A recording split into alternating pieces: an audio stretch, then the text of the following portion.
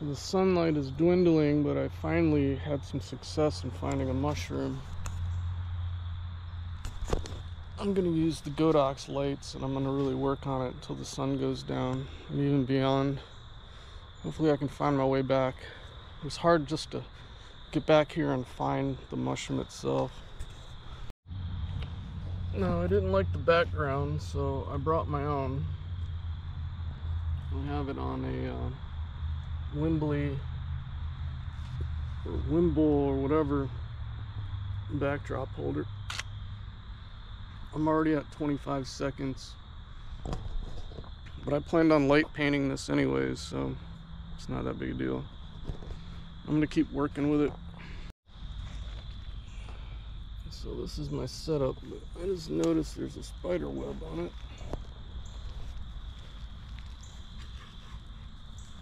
There's a little spider. This crap that I gotta edit out. This is how it's done. Gotta have a beer. Or 6. I'm at a 15-second exposure. I got 2 Godox lights. One lighting up the background, one the foreground. I'm gonna keep changing it around. I don't have my cable release, which I left at the car. I do make mistakes sometimes. I'm using the self timer. Hopefully it'll be sharp. Bushnell light, just to give it a little red on this side.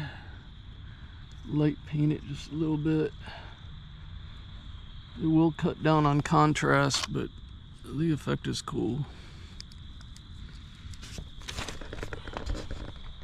But if I'm gonna do this right, I gotta go get my cable release, which is quite a hike. I'm running out of daylight, which means I'm gonna have to wear a headlamp to find my way back. And I'll turn these lights off. Save on battery power, which I'm at half power on this camera as it is. And then I'm gonna try some different backgrounds. So I'll be back. I'm gonna walk way out there. 15-second exposures. I could turn the light up, but I'm not. So the reason I'm not boosting my light and making the exposure shorter is because of this. I want to light paint a little bit, and you need a long exposure to do that. So now I've got my cable release, and I have it on mirror up option. So basically my D810 or D850 that I'm using, I was using the D810 last night, essentially becomes a mirrorless. Whoa. So let's get you down here and dirty with me here on the forest floor, in the mud and the smell of dirt. I dig it. Got this little headlamp. I'm not going to use it on this shot because I want to compare. But I'm using a beanbag as my tripod because I can't get a tripod to go as low as I want to go. Yeah, I have my viewfinder flipped out so I can see the effects. I don't really like the centering of that one. Always have your subject dead center, because the sharpest point of your lens is the center of the lens. I don't have it centered, but I want to see what this lighting effect is. I'm quickly running out of daylight, but that's okay because I can focus with these Godox lights. And you want to have the closest part of the image in focus. That's just a rule of thumb. When you're doing macro,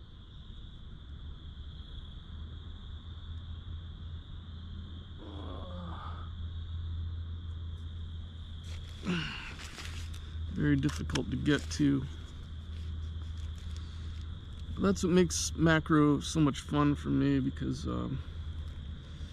it's so challenging. It has all the aspects of photography built into one tiny little subject. And I'm using my tent ground mat to lay on because I've gotten chiggers before, and I had like over 60 bites one time. It's not fun. So if you're going to be doing this, have something to lay on. That one's pretty good. We're going to light that bitch up, man. You know what I'm saying? With this red on one side. And with this light painting, I can decide how much light I want to put on it. I only put on maybe a couple seconds at a time. If you're shooting a faster shutter speed, I mean, I could boost these up to like I'm shooting in the daylight. I don't have that option. So that's why I shoot the slow shutter speed.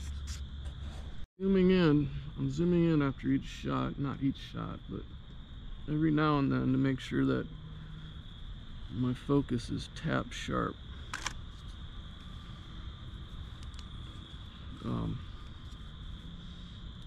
That's why you pick a spot when it's light out, you set up and you work it. I call it working a subject. I could be here for like 2 hours working on the same thing, and I am about to switch backgrounds.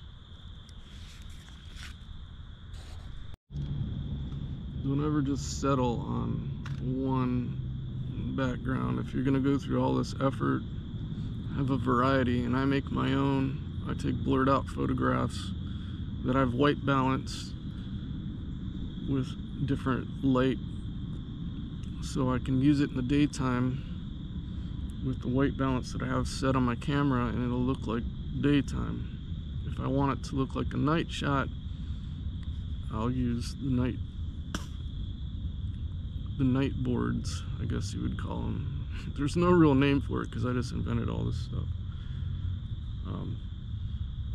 Yeah, I'm gonna switch.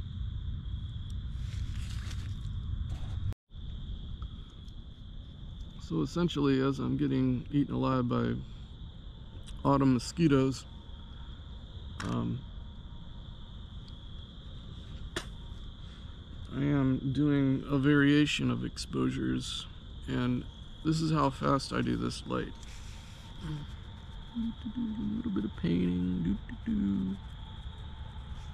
and that's it for that 15 seconds, and it's just enough light to give it a kick.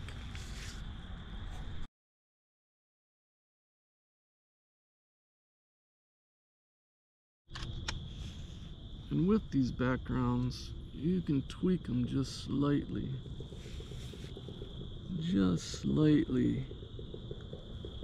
and get a whole different dynamic for the whole shot. Just a tiny variation. And I'm really liking how the shadow is following the stem of this one, so I'm gonna keep working it. There are no rules when you make up the rules. I can do whatever the hell I want. If I got enough beer, I'll do it all night. Ugh, which I'm about to drink some right now. Skunk cabbage poking me in the butt.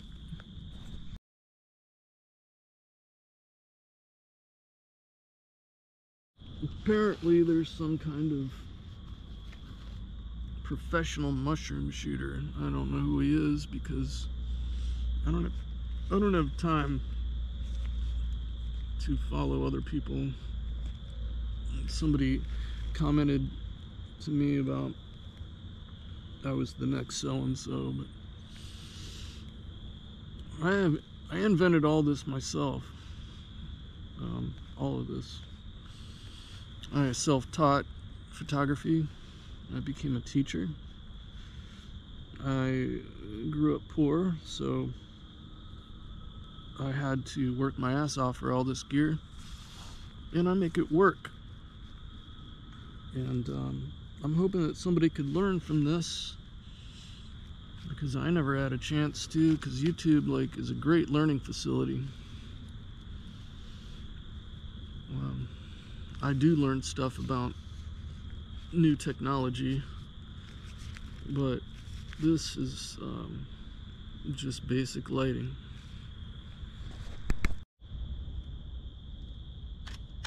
So now I'm gonna hit the light from a different side.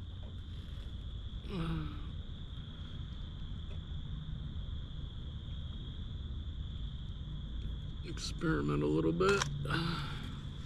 Left it on there too long. I shortened my exposure to 13 seconds. Getting some blowouts in the white of the stem, which I don't care for, but I can fix and post. It's real shiny.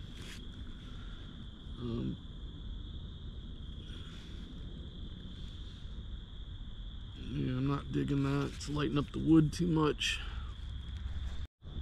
So what I'm gonna do is go directly underneath this time. Just add a little bit of red, only for about a second, maybe 3. And for the last series of shots, I'm not gonna spend all night on this, but I'm gonna try to hit it from behind, because it gives it an extra dynamic. And when you have a situation like this, I call it working a subject. You can do whatever you want and take as long as you want. I got nowhere to be but in my tent, which is over there across the woods. I can do this all night. So what I've done now, since I have these godox and I can control the light temperature, I've cooled off the background, and using this red behind it, I can make the color contrast a little more profound to make the mushrooms stand out instead of the whole scene being warm. I'll do a couple more and then I'm going to call it. I think I've accomplished my goal tonight. Plus I have to go set my tent back up in the dark.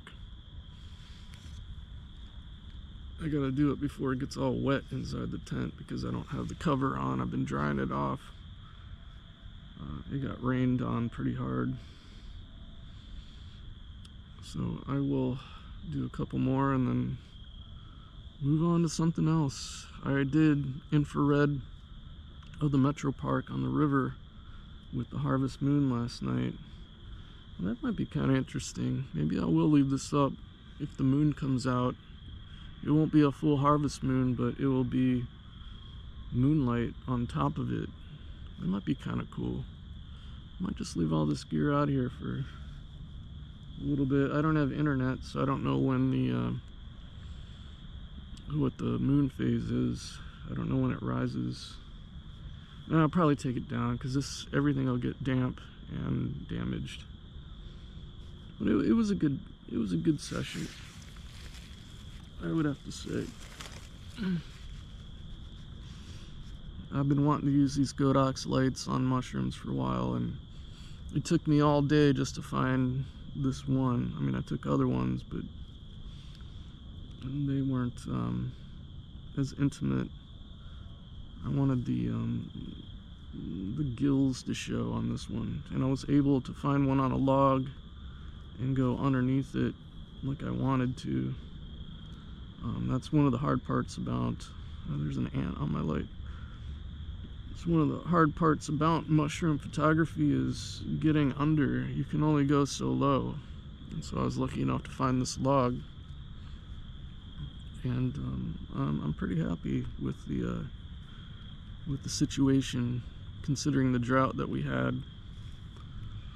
So I'm gonna keep shooting for another 5 minutes and I'm out of here, man. But then I'm not really out of here, because this is where I'm sleeping.